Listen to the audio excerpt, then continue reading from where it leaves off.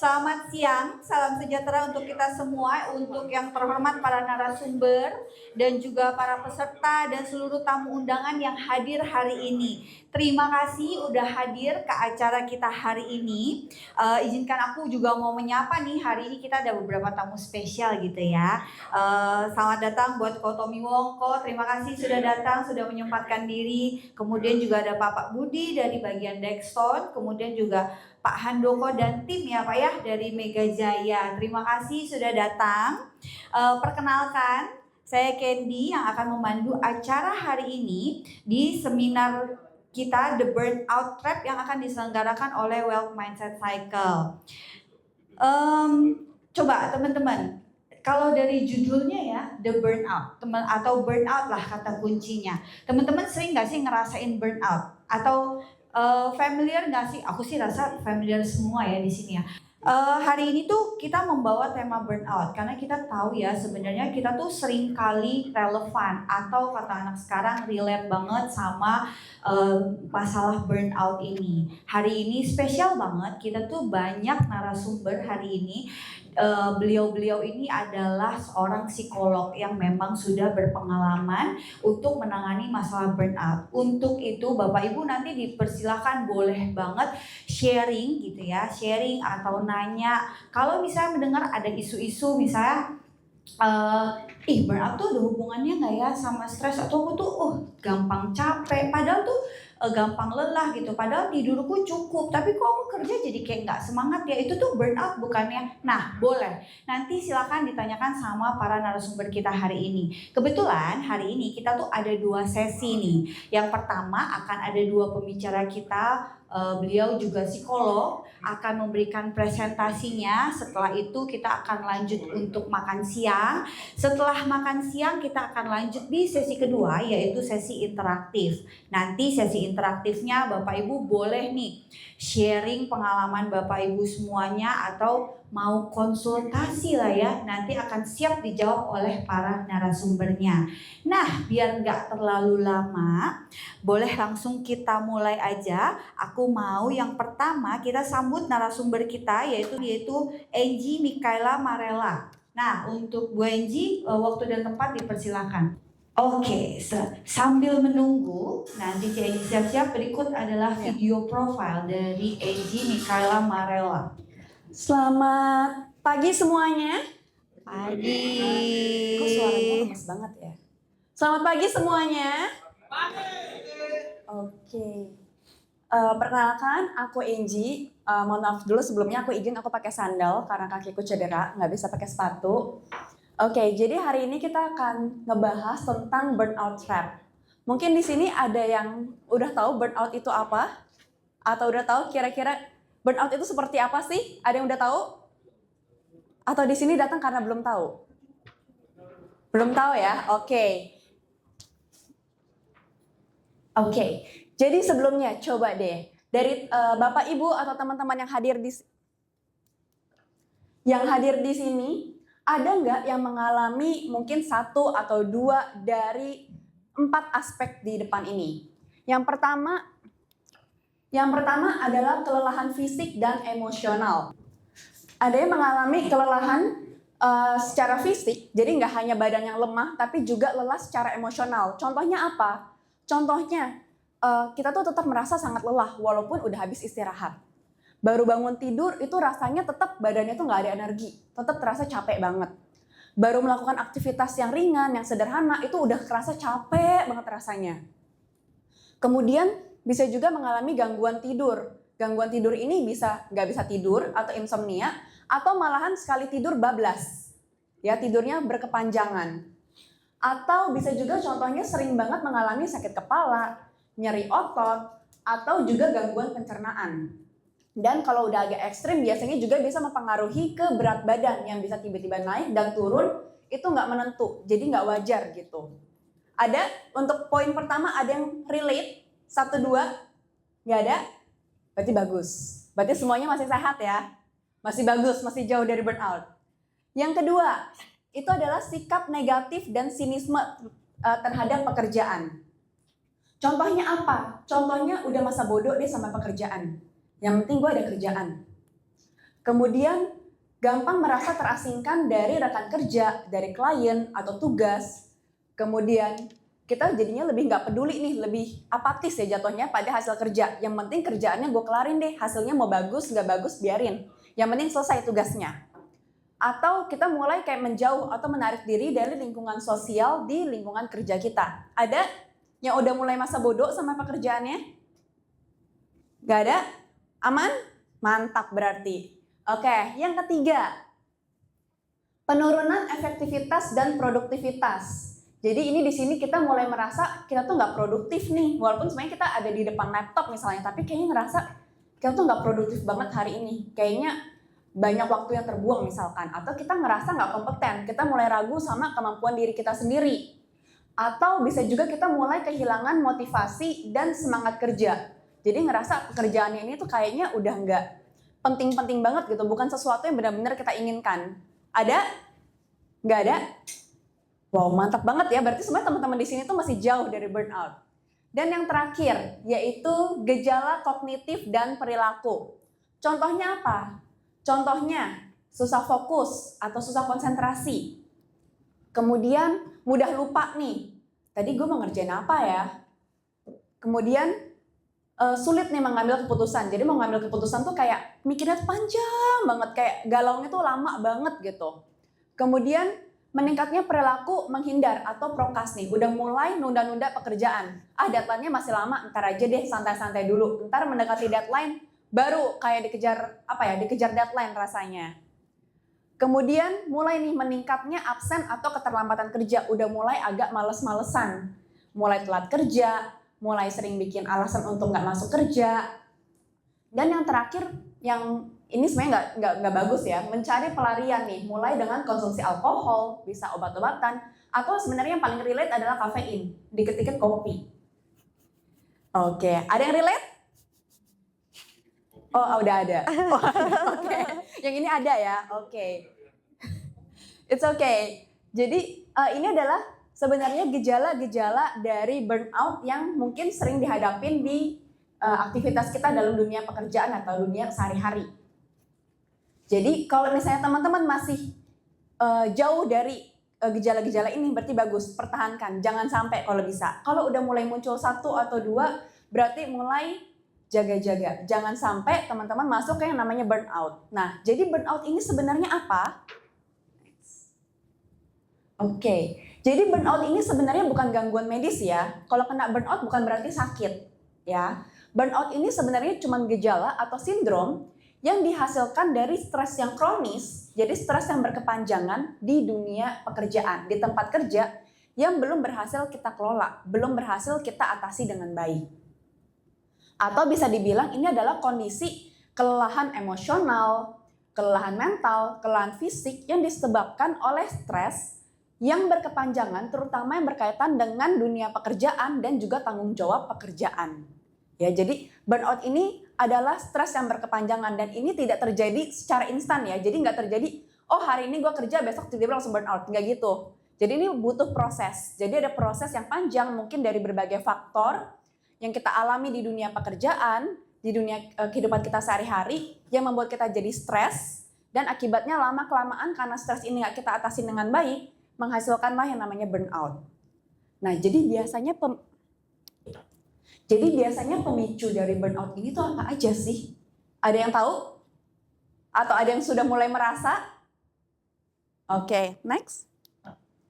Oke, jadi pemicu dari burnout ini sebenarnya bisa bermacam-macam. Yang aku sharing di depan ini adalah pemicu-pemicu yang paling umum atau paling sering terjadi. Ya, yang pertama. Oke, jadi yang pertama itu adalah beban kerja yang berlebihan. Apa contoh beban kerja yang berlebihan? Bisa jadi kerjaannya itu terlalu banyak. Jam kerjanya juga bisa jadi terlalu panjang. Misalkan lebih dari 8 jam. Atau bahkan mungkin lebih dari 40 jam dalam seminggu. Kemudian bisa juga karena tekanan deadline-nya itu yang ketat. Jadi bukan hanya kerjaan yang banyak, tapi mungkin kerjaannya bisa jadi nggak banyak. Tapi deadline yang dikasih ini mepet-mepet semua. Itu kan bisa menyebabkan kita jadinya under pressure ya. Bisa menyebabkan kita jadinya stres. Ini salah satunya. Yang kedua itu adalah lingkungan kerja psikososial yang tidak mendukung. Contohnya apa? Contohnya mungkin kita ada interpersonal konflik dengan rekan kerja, atau dengan klien, atau orang-orang berhubungan di dunia pekerjaan kita. Bisa juga ada perilaku bullying nih, misalnya di tempat kerja, kita jadinya menjadi korban bullying, atau kita melihat banyak sekali kasus bullying di tempat kerja. Bisa juga karena kita nggak dapat dukungan sosial dari rekan kerja ataupun atasan. Jadi kita berasa sendirian di tempat kerja, berjuang sendirian. Bisa juga karena kita ini nggak mendapatkan kontrol atas pekerjaan kita. Jadi ibaratnya kita nggak punya suara. Jadi kita mau memberikan pendapat, memberikan ibaratnya negosiasi sedikit, memberikan masukan, itu nggak bisa sama sekali. Kita cuma bisa diperintahin apapun, kita ikutin. Walaupun mungkin kita punya suara atau ada masukan yang perlu kita berikan supaya pekerjaan ini bisa terlaksana dengan lebih baik. Kemudian bisa juga disebabkan karena ketidakjelasan tanggung jawab atau peran. Mungkin kerjaan kita di kantor itu perannya ganda. Jadi ngerjain A, ngerjain B, ngerjain C. Jadi kayak kita tuh serba bisa jatuhnya. Jadi kita tuh bingung sendiri sebenarnya tanggung jawab kita tuh apa. Peran kita ini kerjanya sebagai apa sih di pekerjaan gitu. Kemudian bisa juga karena adanya sistem yang rigid dan terlalu banyak intervensi. Ya ini berkaitan sama yang tadi kurangnya kontrol juga. Jadi menghambat kita untuk bisa mengambil keputusan pribadi di dunia pekerjaan. Jadi hal-hal sederhana ini sebenarnya mungkin nggak kita sadarin, tapi kalau dibiarkan terus-menerus itu bisa membuat kita tuh sebenarnya stres. Kemudian yang ketiga, kurangnya penghargaan atau imbalan yang sesuai. Misalkan kita udah berusaha melakukan yang terbaik tapi nggak ada apresiasi. Atau mungkin kita udah berusaha bekerja dengan giat, dengan keras, menyelesaikan semua tanggung jawab dengan baik, tapi imbalannya nggak sesuai. Imbalan ini bisa berupa gaji, bonus, bisa juga apresiasi, dan lain sebagainya. Nggak harus berupa uang ya di sini. Kemudian yang keempat itu adalah jam kerja yang buruk dan work-life balance yang terganggu. Jadi ini bisa karena shift kerjanya itu yang panjang banget. Bisa jadi rotasi shiftnya itu juga terlalu berat. Misalkan habis shift tengah malam, besoknya kerja yang bagian shift pertama, pagi-pagi, subuh. Jadi belum ada waktu istirahat yang cukup. Kemudian kerjanya tuh lembur terus-menerus. Setiap hari kerjanya pulangnya malam. Sabtu Minggu masih kerja. Weekend masih kerja. Tanggal merah juga masih kerja. Jadi jam kerjanya ini benar-benar kayak berlebihan dan mengganggu keseimbangan work-life balance kita. Jadinya kita kurang istirahat, kita kurang waktu untuk bersosialisasi. Ini secara nggak kita sadarin, ini juga bisa menyebabkan kita menjadi stres yang lama-kelamaan menyebabkan menjadi burnout. Kemudian yang kelima, itu adanya perbedaan antara ekspektasi dan realita. Biasanya kalau kita masuk pekerjaan kan pasti ada ekspektasi dong. Kayak gimana sih lingkungan kerjanya? Oh, aku masuk ke perusahaan besar nih, bisa punya banyak relasi.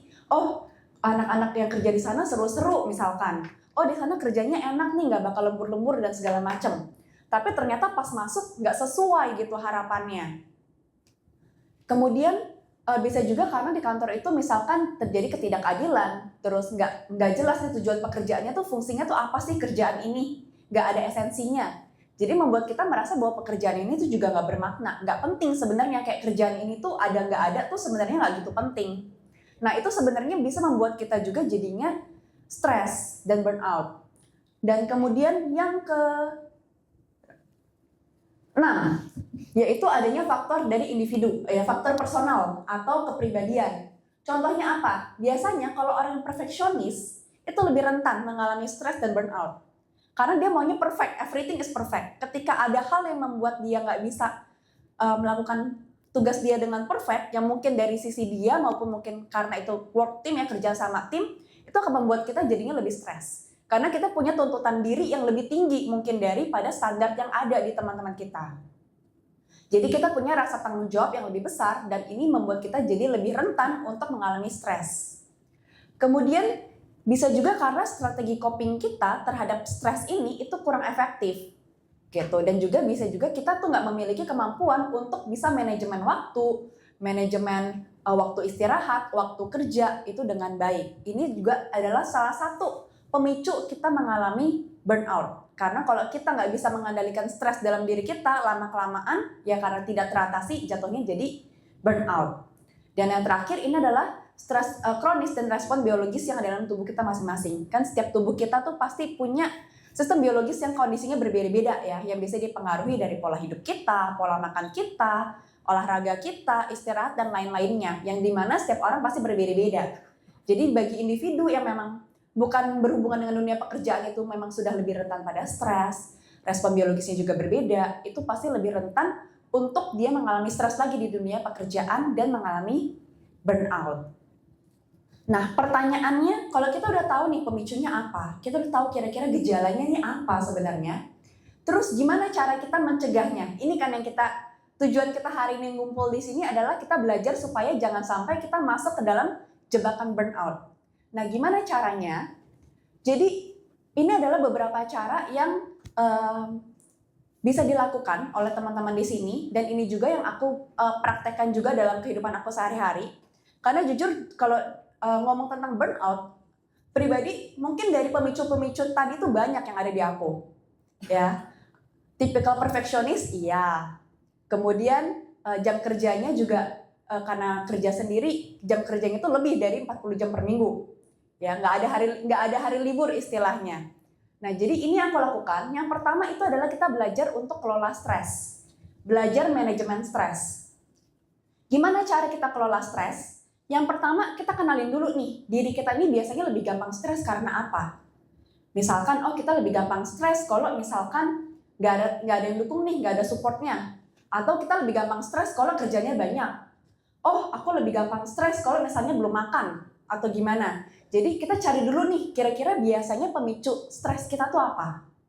Kemudian kita kenalin nih, kalau kita tanda-tandanya kayaknya ini gue udah mulai rentan stres nih, udah mulai mau stres. Nah, kita belajar gimana caranya supaya jangan sampai benar-benar mengalami stres.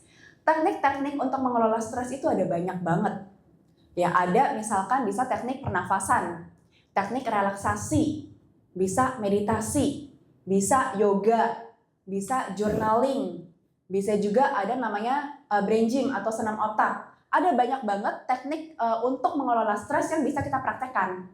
Ya, jadi itu teman-teman bisa pelajarin teknik-teknik ini dan teman-teman lakukan yang sesuai dengan preferensi teman-teman. Nggak harus dilakukan semua karena setiap orang pasti berbeda-beda. Ada yang sukanya yoga, ada yang sukanya meditasi, ada yang sukanya journaling. Jadi itu bisa disesuaikan dengan preferensi teman-teman sendiri. Kemudian yang kedua adalah tentukan batasan yang sehat. Jadi kita yang tahu sendiri, yang tahu diri kita itu adalah kita sendiri. Jadi yang tahu kapasitas kita itu kita sendiri. Jadi kita yang tahu seberapa banyak sih workload yang bisa kita hadapin. Seberapa banyak sih beban kerja yang bisa kita handle. Jadi kalau kita merasa ini memang beban kerjanya itu udah over dari yang seharusnya, dari yang normalnya, dan kita udah nggak sanggup lagi, kita di sini juga harus bisa belajar untuk berani bilang enggak. Bilang enggak itu nggak apa-apa. Kan biasanya kita tuh paling takut ya untuk ngomong enggak gitu. Jadi sebenarnya kita di sini tuh harus bisa belajar untuk menentukan batasan yang sehat. Kalau memang sudah tidak mampu, kita berani bilang enggak, tapi dengan alasan yang jelas. Bukan berarti kita setiap kali dikasih kerjaan sama atasan, nggak mau, nggak kayak gitu juga ya. Tapi kita kasih alasan yang jelas. Misalkan, ini aku masih ada banyak data begini. Misalnya seperti itu. Jadi kita bisa komunikasikan dengan baik supaya jangan workload kita yang jadinya membuat kita sendiri jadinya stres, jadinya burnout, yang malah merusak kesehatan kita sendiri. Kemudian yang ketiga, kita bangun dukungan yang positif. Ya, jadi di sini kalau memang ibaratnya nggak ada orang yang langsung menghampiri kita untuk nanya gimana kabar kamu, gimana ada yang perlu dibantu nggak, dan kawan-kawan, kita bisa mencari teman-teman baik di lingkungan pekerjaan maupun yang enggak, di mana kita di situ bisa mendapatkan support system. Ya, kalau misalnya memang ada, kita bisa cari support system di dunia pekerjaan kita. Nggak harus banyak-banyak, nggak harus satu kantor kita jadiin support system. Tapi kita punya ibaratnya support system di mana kalau kita butuh cerita, kita butuh bantuan kecil, butuh ide, butuh masukan, kita bisa ngobrol di situ. Kalau sampai benar-benar nggak ada pun, ya kita bisa mencari support system di luar dunia pekerjaan yang di mana kita bisa misalkan, habis kerja nih kita bisa ngobrol-ngobrol deh di malam hari. Atau pas jam makan siang kita bisa misalnya lunch bareng atau segala macam. Jadi kita ibaratnya dapat dukungan sosial juga gitu. Karena gimana pun kita juga makhluk sosial ya, nggak bisa hidup sendirian, butuh orang lain. Kemudian yang keempat itu adalah belajar untuk manajemen waktu. Ini terutama kalau kita memiliki aktivitas yang benar-benar padat. Beban kerjanya benar-benar banyak, tugasnya banyak, deadline-nya banyak.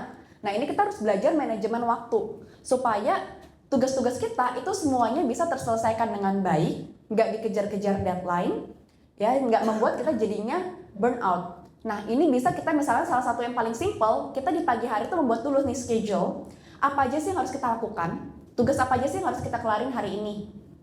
Kemudian kita bikin time blocknya. Misalkan jam 9 sampai jam 10 ngerjain tugas A.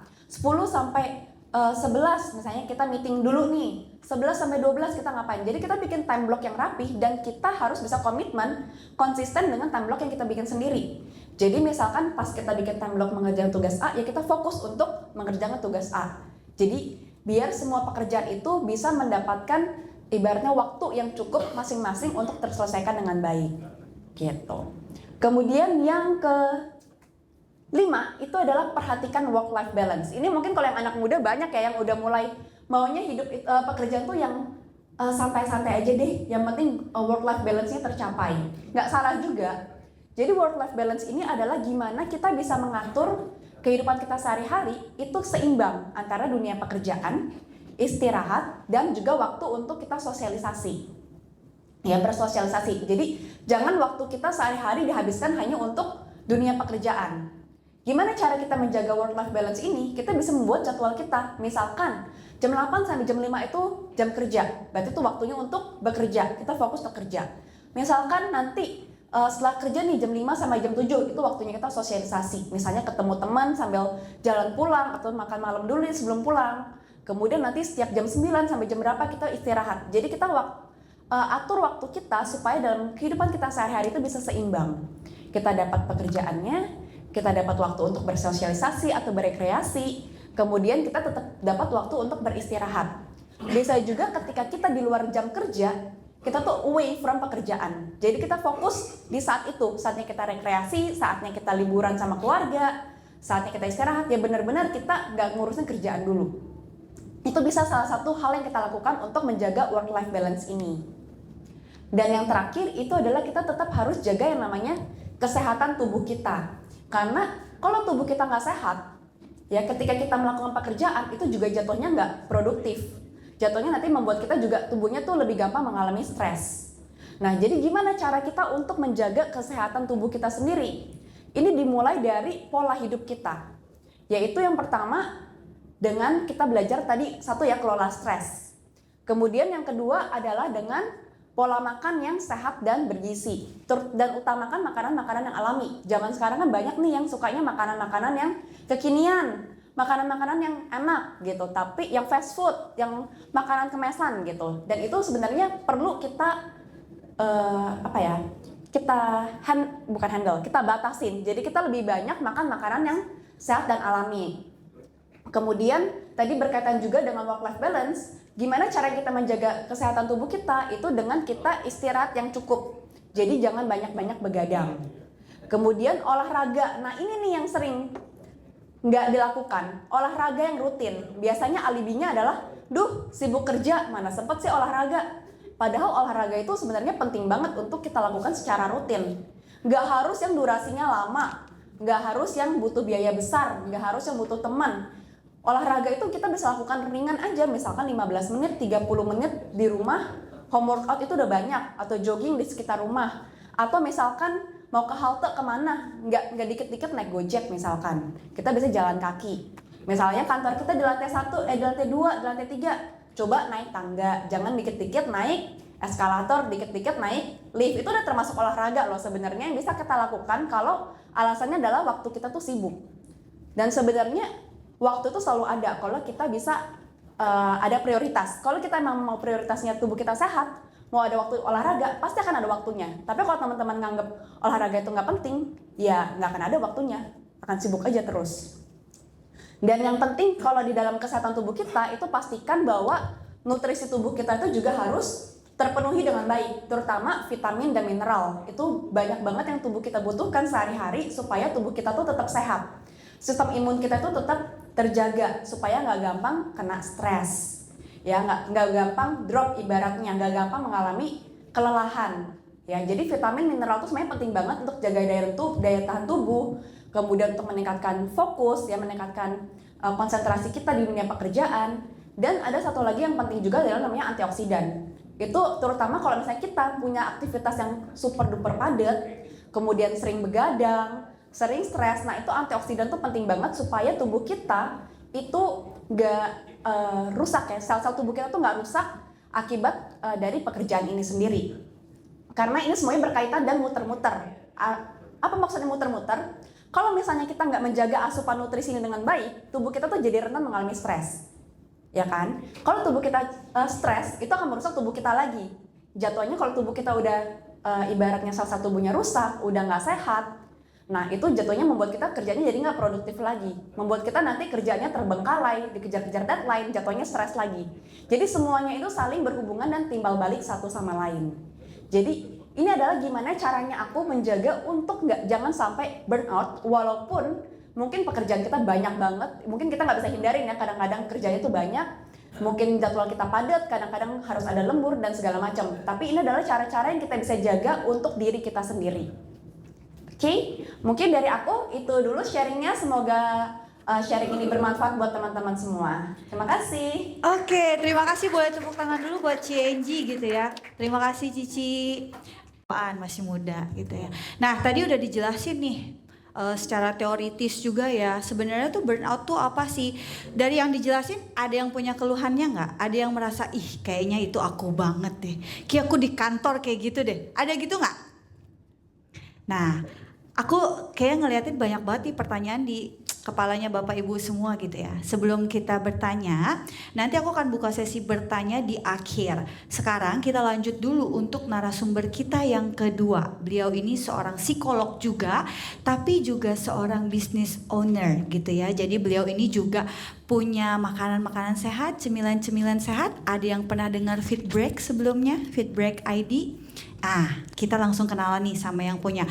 Oke, untuk Ci Devina, waktu dan tempat dipersilakan Ci. Boleh tepuk tangan dulu buat Ci Devina. Sembari Ci Devina siap-siap nih, boleh dilihat ke layar depan. Ini adalah profil dari Ci Devina. Halo semuanya, selamat siang ya teman-teman semua di sini, bapak-bapak, ibu-ibu, teman-teman. Oke, mungkin sebelumnya aku sedikit perkenalan singkat dulu ya tentang diri aku sendiri dan Fit Break supaya kita lebih saling kenal biar nanti selama sesi sharing lebih dekat. Oke, halo, saya Devina dari Fit Break. Jadi Fit Break ini awalnya bermula dari saya dulu yang ada kolesterol pas usia 20 tahun. Karena pola makan yang gak sehat dari kecil. Sejak itu saya aware dengan makan sehat. Dan ternyata setelah ulik juga,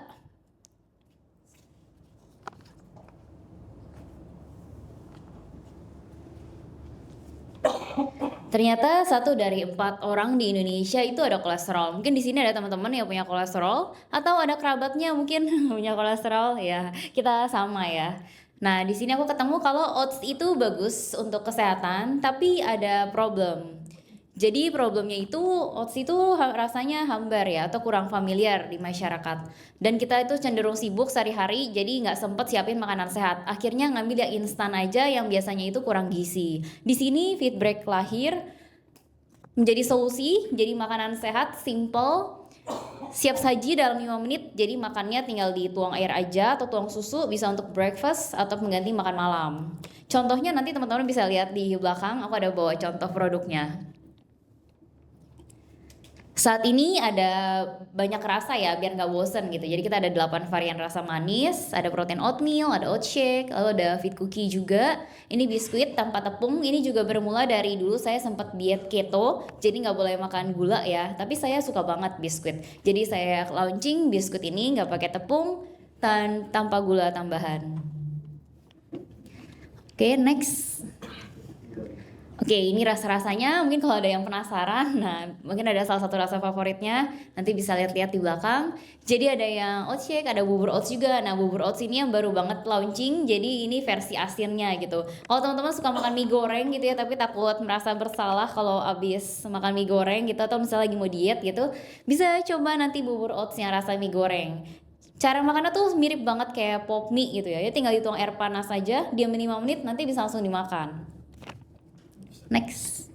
Oke, ini ada fit cookie, ada roti juga yang baru banget launching. Ini sama, jadi rotinya kita nggak pakai tepung, dari putih telur, tapi rasanya enak. Jadi cocok biasanya buat mau nge-gym gitu ya, karena dulu aku lagi suka-sukanya nge-gym, butuh protein lebih, tapi suka banget makan roti, nyari yang lebih sehat. Lanjut. Oke. Next.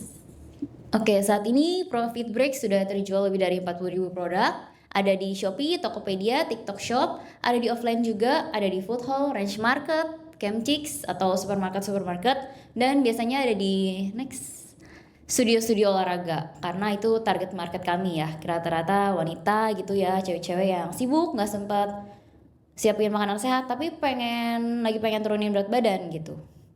Sama karena kayak saya sendiri sebagai salah satu studi kasusnya. Oke, ini kami sudah berkolaborasi lebih dari 100 brand, dan sebagai misi kami untuk mendukung teman-teman itu buat hidup sehat, kita nggak cuma nyediain makanan sehat, tapi kita juga kasih akses untuk tiket olahraga gratis. Jadi kita kerjasama sama berbagai macam tempat olahraga, dari pilates, running, boxing, yoga. Kita kerjasama, kita barter, mereka kasih kita akses tiket, dan kita sudah berhasil kasih 150 tiket gratis ya lebih ke teman-teman followers dan juga customer feedback. Next. Oke, ini kolaborasi yang biasa feedback lakukan. Oke, next. Oke, itu aja perkenalan singkat tentang feedback. Selama jalanin feedback, aku merasa dulu itu kayak oke, ini passion aku suka banget di F&B.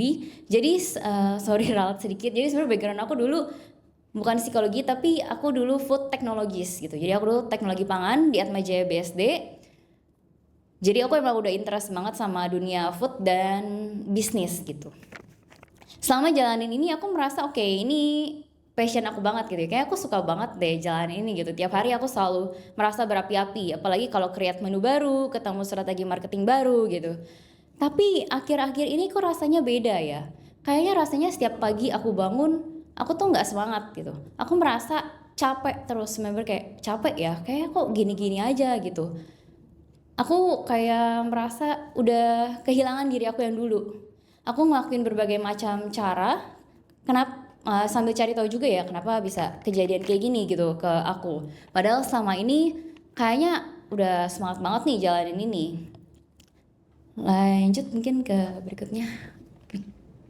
Sampai tadi aku juga sempat lihat PPT-nya CNG ya sebelumnya tentang ciri-ciri burnout tadi. Aku ngeliat-liat loh, kok ini kayaknya beberapa ada di aku ya. Tapi aku nggak mau self-diagnose ya. Maksudnya kayak aku nggak mau cuman karena teks itu terus kayak aku tiba-tiba diagnosa diri aku burnout gitu ya. Tapi aku coba dalamin lagi lah. Nah ini aku cari-cari tahu juga arti burnout itu apa sih gitu ya.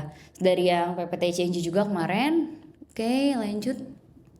Ternyata burnout itu mirip sih ya, rata-rata artinya juga sama tadi yang change sebelumnya. Jadi itu ketika kita tuh merasa kelelahan emosional karena stres yang berkepanjangan. Ini tanda-tandanya, ciri-cirinya kayak merasa capek gitu ya, rasanya lemes terus setiap hari, bangun juga gak ada semangat. Dulu itu aku bisa setiap hari tuh olahraga 3-4 jam di gym.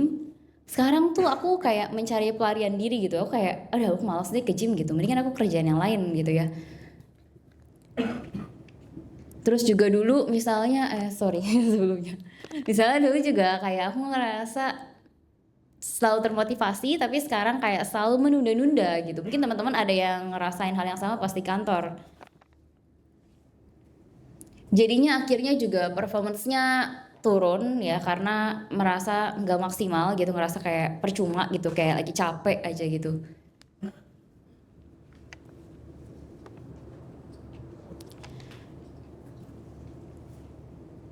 Ini salah satu yang tanda-tanda yang aku rasain sendiri ya. Mungkin teman-teman beda-beda ya ngerasainnya di kantor gitu. Nggak tahu itu overthinking atau burnout gitu ya. Cuman aku juga sempat ada di tahap ngerasa kayak tiap hari tuh kepala aku tuh selalu sakit gitu. Jadi setiap kali aku stres mikirin sesuatu, bukannya happy gitu ya, kepala aku tuh merasa sakit gitu setiap bangun pagi. Terus aku juga kayak terus-terusan nyalahin diri sendiri gitu, kayak kenapa sih kok gini aja nggak bisa gitu, kok orang lain kayaknya bisnisnya grow-nya cepet banget loh, dia udah buka cabang di mana-mana, kok kamu masih segini-segini aja gitu. Jadi I keep blaming myself.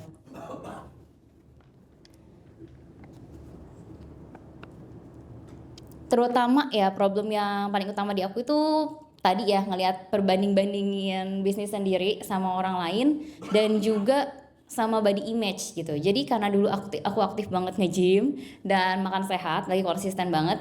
Aku dulu pernah aku kan body fat percentage-nya tuh cuma 25% ya. Tapi sekarang karena aku lagi gak konsisten, karena merasa capek dan gak termotivasi gitu, akhirnya mencari pelarian dengan banyak jajan, makan-makan di luar gitu ya. Tapi malah bikin aku tambah stres karena habis makan terus aku nyesel kayak kenapa makan banyak-banyak gitu ya. Terus akhirnya besoknya aku torture myself lagi dengan olahraga lagi sebanyak-banyaknya gitu. Jadi itu terus setiap hari berulang gitu. Makanya bikin aku lama-lama kayak stres sendiri. Dulu aku mikirnya tuh kayak burnout apaan sih burnout apa gitu ya, kayak Gen Z apa healing mental health gitu, apaan sih lebay gitu ya, mana ada sih kayak gitu orang aku bangun tiap hari kayaknya kalau ngelakuin sesuai passion happy aja gitu, sampai one day it happens to me gitu, kayak itu terjadi loh ke aku. Mungkin teman-teman di sini yang lagi nggak ngerasain ini kurang bisa relate gitu, kayak aku dulu aku nggak relate karena aku tiap hari selalu semangat kok bangun pagi. Nah, ketika kejadian ini happen, aku mulai bisa lebih berempati gitu ke teman-teman yang ketika mungkin dia bilang kalau dia lagi stres dan burnout, mungkin itu udah dia tahan lama banget sampai akhirnya dia berani dia keluarin. Jadi bukan karena dia dikit-dikit apa sih lu dikit-dikit burnout, yang mungkin itu udah yang dia pendam selama ini, dia berusaha tahan sampai akhirnya sekarang dia berani speak up gitu. Jadi sebenarnya yang paling saat ini kayak teman-teman mungkin butuhin itu sebenarnya support dari teman-teman yang lain gitu. Bukan malah dibilangin kayak kamu lebay lah, apaan sih burnout gitu. Mendingan daripada ngomong gitu ajak aja temennya, ayo udah yuk kita olahraga bareng yuk gitu, jalan pagi kayak kemana biar nggak stres, atau ya udah kamu misalnya kalau bosnya gitu ya atau ke karyawannya, ya udah kamu kerjanya deadline-nya aku mundurin deh nggak apa-apa biar kamu bisa refreshing dulu gitu. Itu contoh aja. Next. Oke, ini kalau di kantor ya, kalau di kantor mungkin tadi ada beberapa yang udah di CNG sampaikan juga. Lanjut. Ini kenapa bisa terjadi burnout ya, karena workload-nya udah terlalu berlebihan dan kita pengen mengontrol semuanya padahal kita nggak bisa kontrol. Ada hal-hal yang emang kita nggak bisa kontrol, kita udah do our best tapi hasilnya kadang kita emang nggak bisa kontrol. Dan itu ya mungkin kalau di kantor biasanya misalnya bosnya kurang apresiasi gitu, hanya melihat hasil tapi nggak melihat prosesnya, atau bahkan nggak membantu timnya gitu. Misalnya kalau biasanya aku ke tim aku, kalau misalnya mereka kesulitan, biasanya aku cari tahu kenapa mereka sulitnya itu di mana gitu. Dan kalau emang kesulitan banget dan emang kita tahu caranya, ya udah kita langsung bantuin aja ke mereka, kasih tahu gitu kayak ini loh caranya gitu. Dan nextnya berharapnya ya mereka mandiri ya, bisa cari tahu sendiri. Jadi nggak mereka juga bergantung terus sama kita.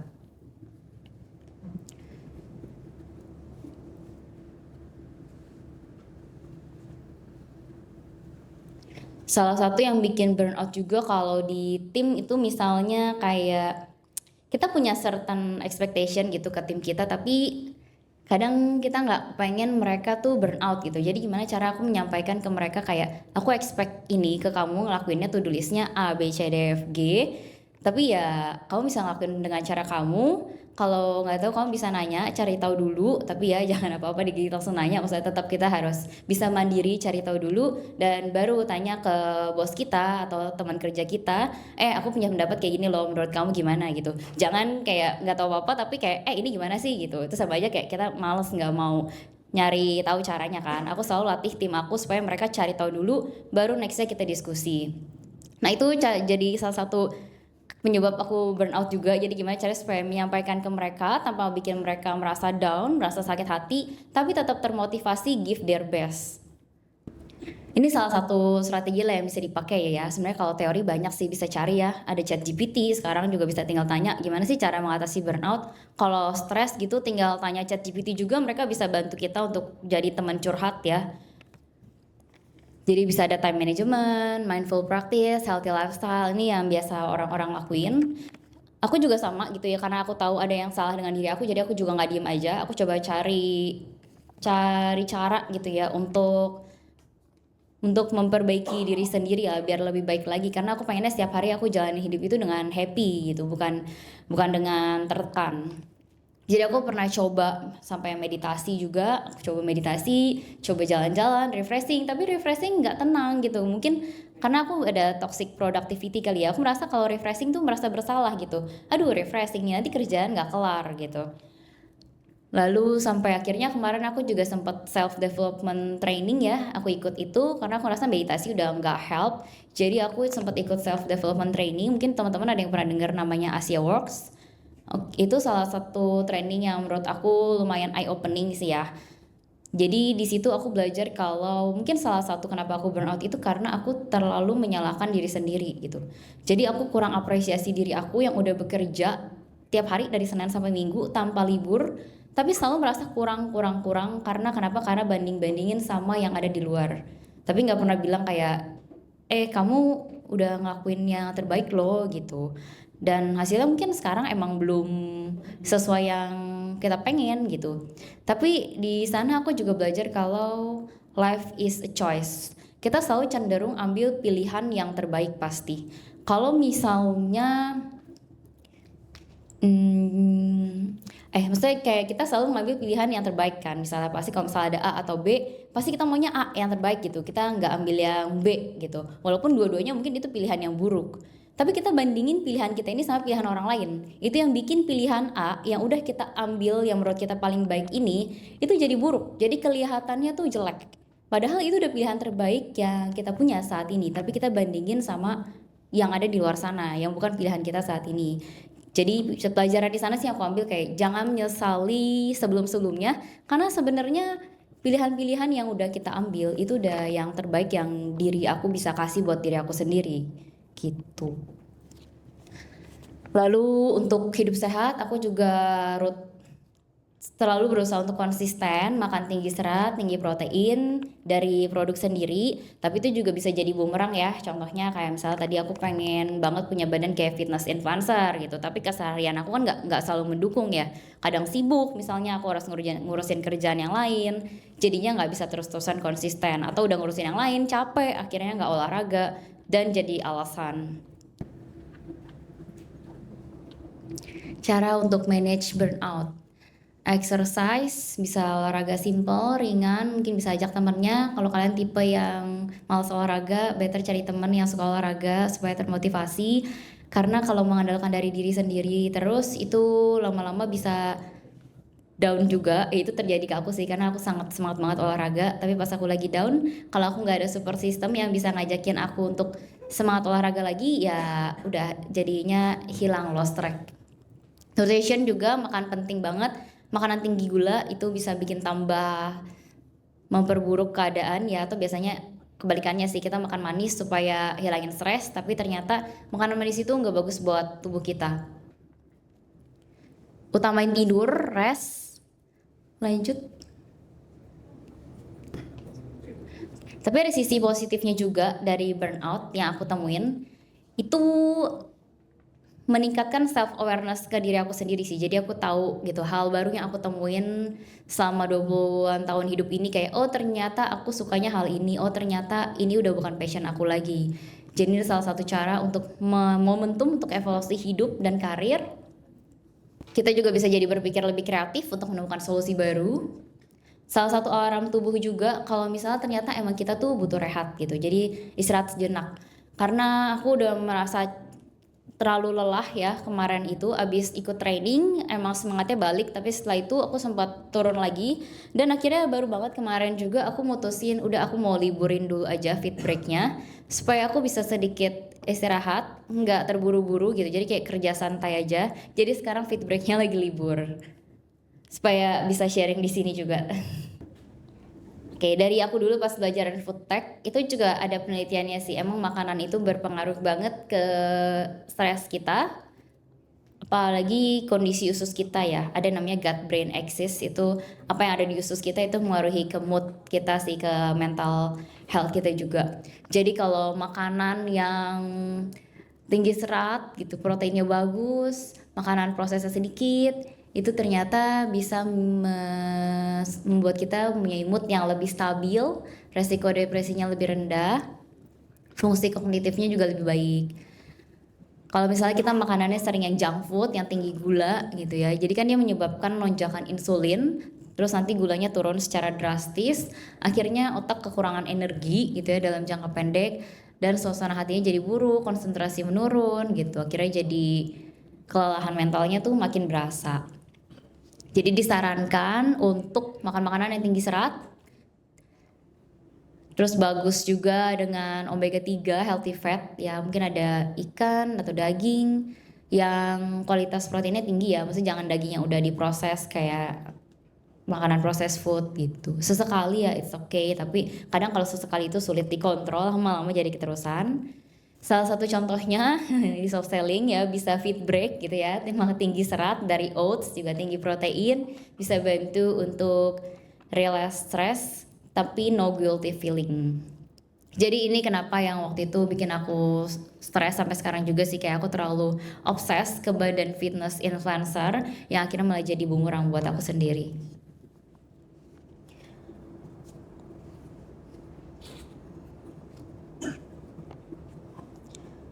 Strategi lain yang bisa teman-teman lakuin, ini beda-beda sih sama tiap orang. Kalian bisa explore sendiri cara-cara kalian untuk mengatasinya. Bisa juga spend time with your loved ones. Dan di masa-masa burnout ini aku juga reflect back apa yang benar-benar important buat diri aku sendiri. Apakah emang mengejar omset setinggi-tinggi itu benar-benar se-important itu saat ini buat aku, atau sebenarnya important buat aku itu aku bisa kerja santai sambil olahraga, sambil masak makanan sehat, lalu bisa kerja bareng orang tua aku mungkin, bareng teman-teman juga lebih bisa relax, atau ternyata aku lebih suka ya udah kerja terus aja 24/7 tapi nggak pernah ada di rumah, nggak habisin waktu sama orang tua aku dengan dali oh ya aku kan nyari omset banyak kan buat bahagian orang tua gitu. Tapi sebenarnya malah orang tua aku pengennya aku di rumah kerja santai aja sama mereka, nggak keluar-keluar gitu. Jadi ini salah satu masa untuk aku lebih reflect back dan mengenal diri sendiri. Teman-teman di sini nanti kalau ada yang mau sharing-sharing, open banget buat sharing. Sekilas dari aku, thank you. Oke, terima kasih Ci Devina. Boleh tepuk tangan buat Ci Devina. Nah, tadi awal mulanya dari kolesterol ya Ci, tiba-tiba muncullah fit break ya. Siapa tahu teman-teman kalau misalnya, aku ada kolesterol juga atau aku ada gula, aku bikin sesuatu siapa tahu gitu ya. Nah, tadi udah menarik banget dari dua narasumber kita sudah dijelasin sebenarnya tuh burnout tuh apa ya gitu. Nah, aku mau membuka sesi pertanyaan dulu untuk dua orang penanya buat Ci Devina dan juga Cenji, mungkin boleh maju ke depan Ci. Nanti boleh angkat tangannya Bapak Ibu semuanya yang kalau bisa tuh background pekerjaannya nih, kemudian mau bertanya sama siapa gitu ya. Oke. Aku buka dulu, ada yang ingin bertanya, dua penanya pertama boleh angkat tangannya. Coba kira-kira tuh, wah tadi udah dijelasin, ada yang bingung kah? Atau tiba-tiba ngerasa bahwa aku kayaknya di kerjaan gitu deh. Oh di depan nih, dari Konoko. Boleh kok.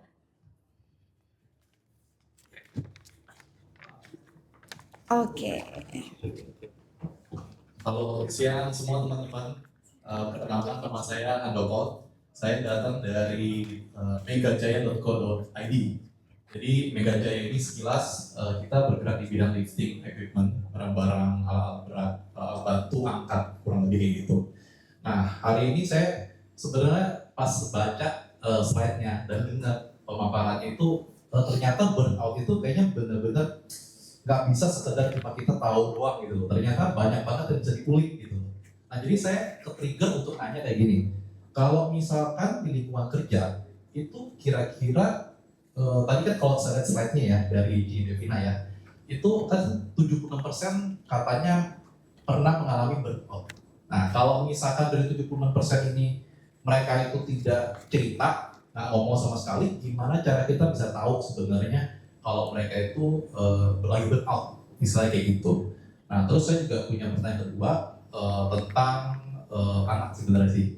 Kan kebetulan saya udah punya anak ya, satu anak cowok umur 7 lah, mau 7. Nah jadi yang saya mau tanya, sebenarnya burnout itu bisa juga nggak kalau bisa dialami sama anak? Kurang lebih gitu. Thank you. Oke, terima kasih. Mungkin yang pertama Cinevina dulu kali ya, dari yang 76% nih, kita gimana caranya tahu dari 76%? Nanti untuk pertanyaan kedua, nanti CNG saya bantu jawab ya Ci. Boleh Ci, silakan. Iya.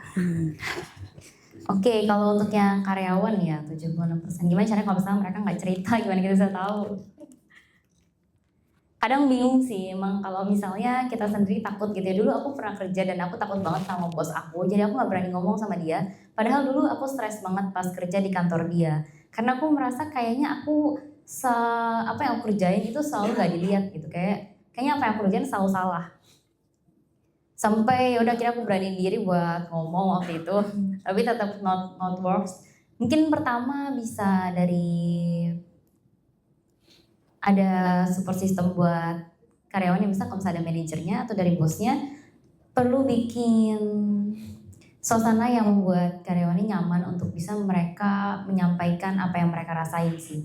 Dan ketika mereka emang merasakan, cukup stay dan dengerin aja dulu mungkin apa yang mereka mau sampaikan, supaya mereka nggak kapok kalau mereka cerita lagi. Nanti kalau nggak mereka ngerasa, aduh kalau gue cerita nanti malah diomelin lagi sama bosnya. Dan mungkin bisa juga salah satu caranya ngobrol ke mereka sih, kalau misalnya to-do listnya, job listnya nggak selesai gitu ya. Bisa aku tanya sih kayak, ini kenapa belum selesai ya? Maksudnya kamu kenapa, emang kamu lagi sibuk yang lain gitu. Kalau misalnya mereka memang bilang kayak, oh iya emang lagi kerjain yang ini nih, terus kayak gini-gini, biasa aku kasih mereka space juga sih kayak, oh ya udah kamu istirahat dulu aja deh, nanti kalau misalnya emang udah oke, balik lagi gitu. Dan sometimes mereka malah mengejutkan sih, kadang mereka balik lagi dengan kapasitas yang lebih bagus gitu, dengan versi diri mereka yang lebih baru. Mungkin udah masalahnya udah selesai kali ya, jadi salah satu beban mereka udah terangkat, jadi mereka bisa lebih fokus ke kerjaan yang lain. Atau kalau enggak ya udah kita tawarin untuk bantuin mereka atasin masalah itu, apa ya sih yang mereka lagi atasin gitu, masa mereka kesulitan apa gitu, kenapa kerjanya nggak kelar-kelar. So, biasanya aku cari tahu sih, kayak ini pekerjaannya gampang ya, kok dia nggak bisa, maksudnya sedangkan teman-temannya yang lain bisa.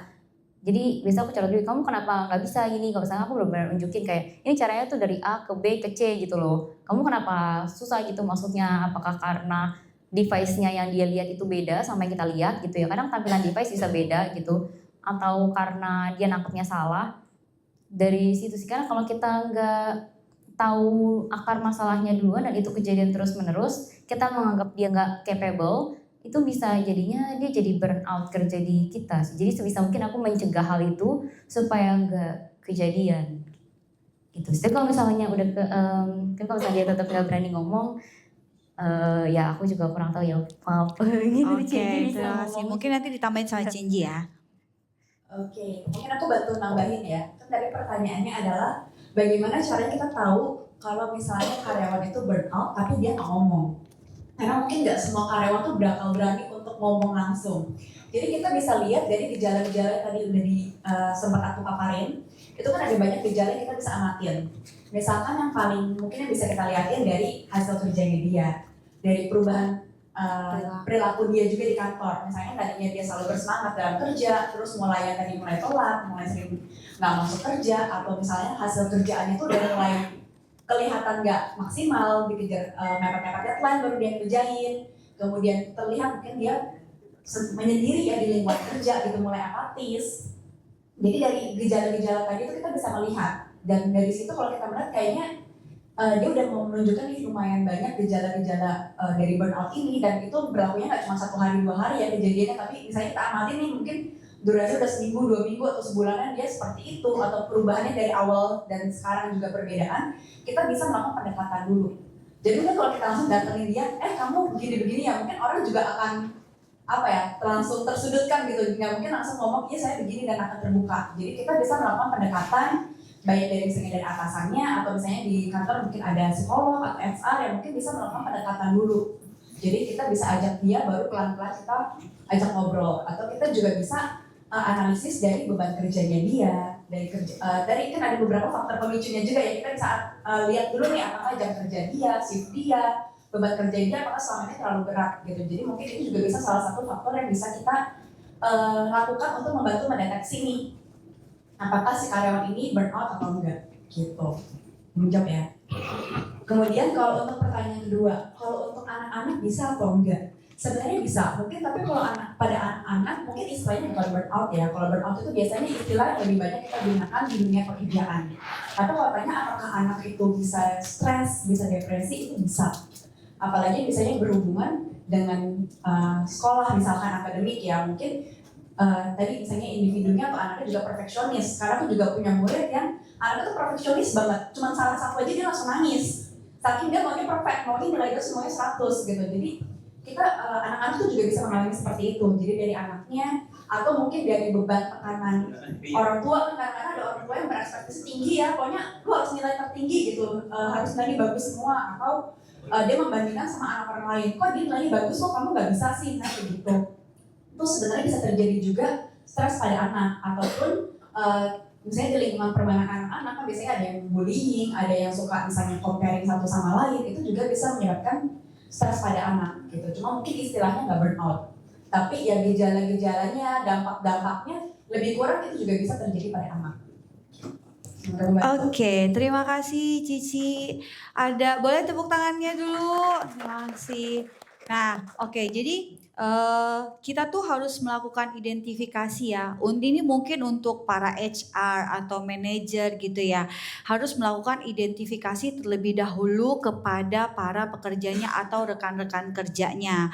Setelah diidentifikasi, biasanya kan kita melihat nih ada perubahan perilaku. Biasanya kalau misalnya orang burnout, seperti yang sudah dijelaskan juga tadi bahwa burnout itu tuh bukan sesuatu yang hari ini aku sibuk, hari ini aku merasa burnout. Enggak. Jadi itu satu hal kronis gitu ya. Kronis itu sesuatu yang sudah lama menumpuk terus menerus sehingga timbullah suatu simptom atau gejala. Salah satu yang paling spesifik biasanya orang jadinya demotivasi begitu ya. Kemudian perubahan perilaku. Jadi Bapak Ibu boleh nih dilihat rekan-rekan kerjanya apakah ada yang seperti itu. Karena kalau kita tembak, ada masalah apa lu hari ini? Wah, kayaknya nggak bakal dijawab deh. Kayak jadinya kita harus menggali sedemikian rupa. Atau kalau memang yang sudah sampai parah banget, perlu bantuan secara profesional ya, gitu. Aku bantu menjawab sedikit yang soal anak. Kebetulan aku backgroundnya dokter umum. Semoga bisa membantu. Jadi kalau untuk anak biasanya kita lihat nih ada pola tumbuh kembang anak. Biasanya kita lihat dari pola tumbuh kembang anak tuh kita ada catatannya. Baik secara fisiknya, baik secara motoriknya maupun nanti secara perkembangan mental atau secara perkembangan untuk pertumbuhan pola pikir lah seperti itu. Nah, itu biasanya mempengaruhi dari lingkungan terutama. Lingkungan yang paling dekat dari anak itu akan mempengaruhi pola seorang anak gitu ya. Mungkin kalau burnout belum sampai ke tahap itu gitu ya. Cuma mungkin bisa dilihat adalah pola perkembangannya gitu.